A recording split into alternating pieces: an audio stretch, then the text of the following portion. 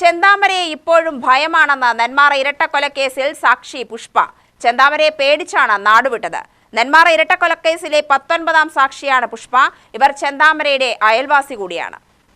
പോത്തുണ്ടി തിരുത്തമ്പാടം ചെന്താമരയുടെ വിചാരണ നടത്തുന്നതിനാൽ മൊഴി നൽകാൻ ജില്ലാ അഡീഷണൽ സെഷൻ കോടതിയിലെത്തിയതാണിവർ. ശനിയാഴ്ച പുഷ്പയെയും പ്രദേശവാസിയുമായ പൊതുപ്രവർത്തകൻ മനുവിനെയുമാണ് ജഡ്ജി കന്നത്ത് ജോർജ് മുൻപാകെ വിസ്തരിപ്പിച്ചത്. കൊലപാതകം നടത്തുന്നതിന് ദിവസങ്ങൾക്ക് മുൻപേ ചെന്താമര സ്ഥലത്തെത്തിയതുൾപ്പെടെയുള്ള വിവരണമാണ് പുഷ്പ കോടതിയിൽ പറഞ്ഞത്. കൊലപാതക ശേഷം ചെന്താമര ഇറങ്ങി വന്നതും തുടർന്ന് രക്ഷപ്പെട്ട വിവരങ്ങളും ഈ സമയത്തെ ചെന്താമരയുടെ പ്രതികരണവും ഉൾപ്പെടെ മനു മൊഴിയായി നൽകി. അന്വേഷണ ഉദ്യോഗസ്ഥരടക്കം 133-ലധികം സാക്ഷികളെയാണ് വിസ്തരിക്കാനുള്ളത്.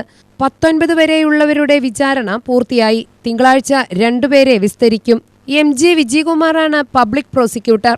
2025 ജനുവരി 27-നാണ് നെന്മാറ പോത്തുണ്ടി തിരുത്തമ്പാടം ബോയൻ കോളനിയിൽ സുധാകരൻ, അമ്മ ലക്ഷ്മി എന്നിവരെ വെട്ടിക്കൊലപ്പെടുത്തിയത്. സുധാകരന്റെ ഭാര്യ സജിതയെ 2019-ൽ വെട്ടിക്കൊലപ്പെടുത്തിയ കേസിൽ ചെന്താമരയ്ക്ക് കോടതി നേരത്തെ ഇരട്ട ജീവപര്യന്തം ശിക്ഷയും പിഴയും വിധിച്ചിരുന്നു. UTV news, Palakkad.